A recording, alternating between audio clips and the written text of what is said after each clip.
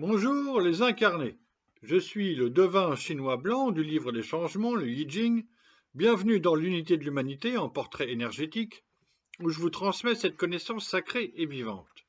Puisque tout est énergie, aujourd'hui nous allons parler de l'énergie 24, le retour de Pierre Rabhi, 1938-2021. Pierre Rabhi est né Rabat Rabhi, dans le sud de l'Algérie, dans le désert du Sahara, en 1938. Il est connu pour être un agriculteur écologiste, un conférencier, essayiste et romancier. Il a fondé et cofondé plusieurs mouvements, dont celui des colibris. Pierre Rabhi est né dans une famille musulmane. Il est vite orphelin de mère, décédé de la tuberculose, et quand il a 5 ans, son père le confie à un couple de Français travaillant sur place. L'enfant suit des études à Oran, se convertit au christianisme à l'adolescence, et c'est là qu'il change de nom de baptême pour Pierre Rabhi. Du christianisme, Pierre Rabhi a eu l'intelligence et la sagesse de ne conserver que l'essentiel, à savoir le message christique de l'amour. L'adolescent vit à Paris, et le jeune adulte travaille chez un constructeur de machines agricoles où il rencontre sa future femme, Michel. Le couple s'installe en Ardèche en 1960 et se marie en 61. Sans connaissance de l'agriculture au départ, même si c'est enraciné en lui, le couple achète une ferme sans eau courante ni électricité pendant de longues années, mais ils réalisent leur rêve du retour à la terre. Le sien en tout cas. Après 3 années comme ouvrier agricole, Pierre Rabhi devient lui-même paysan dans les Cévennes de l'Ardèche.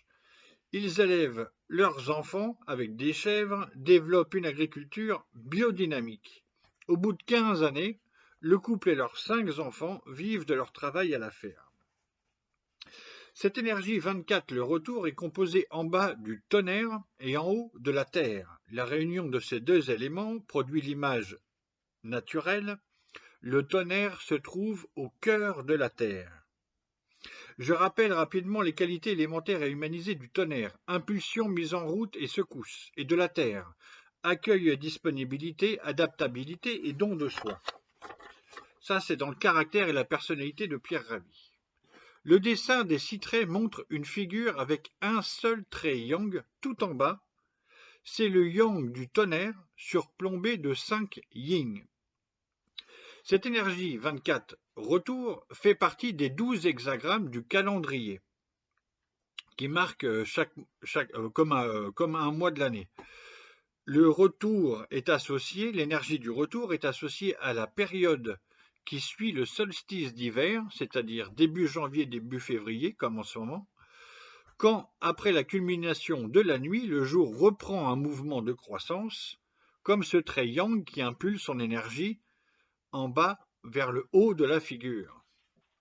Voilà pourquoi l'étude de la 10e aile, qui renomme l'énergie en puissance par un synonyme, stipule le retour s'est retourné. Voilà pourquoi l'idéogramme FU, qui nomme le retour, signifie revenir, retourner, rétablir, restaurer, de nouveau exempter, etc. Dans ma liste de devinettes des personnes qui vivent ou qui ont vécu dans cette énergie 24 retours, toute petite liste, je n'ai deviné que 3 hommes, dont un de la vie privée, et Jean-Martin Fortier, le Québécois, dont j'ai déjà fait la vidéo. Ces 3 hommes ont plein de choses en commun. Ce sont des agriculteurs et des écologistes, chacun à sa façon, chacun avec son expérience, dans un milieu ou un environnement différent. Tous les jours, ils ont en tout cas les mains dans la terre pour cultiver et se nourrir, tout au long d'une vie avec beaucoup de courage. Et ils prennent la parole en conférence pour partager leurs expériences et la plume pour transmettre dans des livres. Pour présenter cette énergie 24 retour, Javary et Faure écrivent: retour, c'est revenir à la source pour recommencer.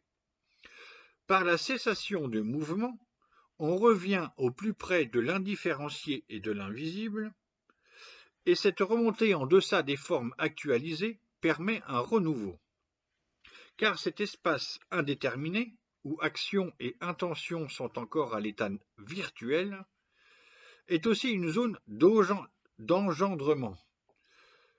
S'en rapprocher, c'est prendre en considération l'éveil encore ténu d'une vitalité qui demande à être reçue et affermie, le début d'une renaissance qui ne peut s'effectuer dans la hâte. Fin de citation.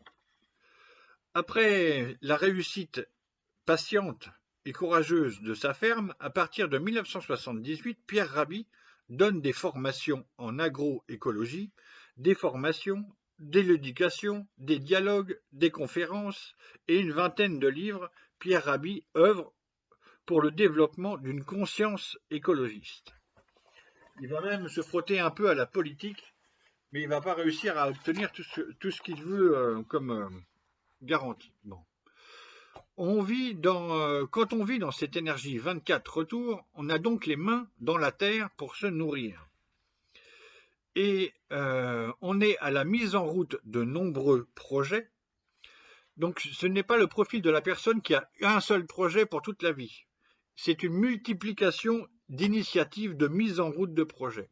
On se situe précisément dans cette impulsion du départ, c'est le yang encore, d'en bas, ou avec des amis, des rencontres toujours nouvelles, renouvelées, pour enclencher un mouvement, un projet, un jardin, un centre de formation, une école, une association, un lieu, un livre, etc.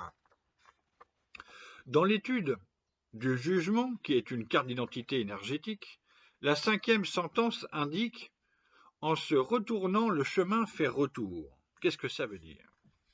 Donc, c'est pourquoi Javary et Faure écrivent « C'est par un incessant mouvement de retour à l'indéterminé que les énergies de réalisation se régénèrent.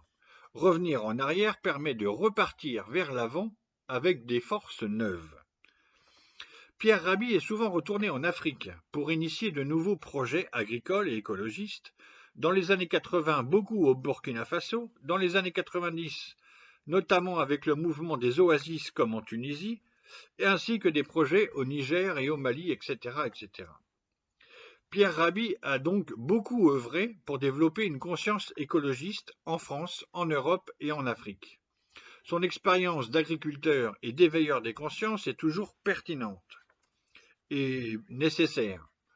De mon point de vue personnel, j'ose une petite critique. Il est trop flou sur les origines de la Terre et de l'humanité.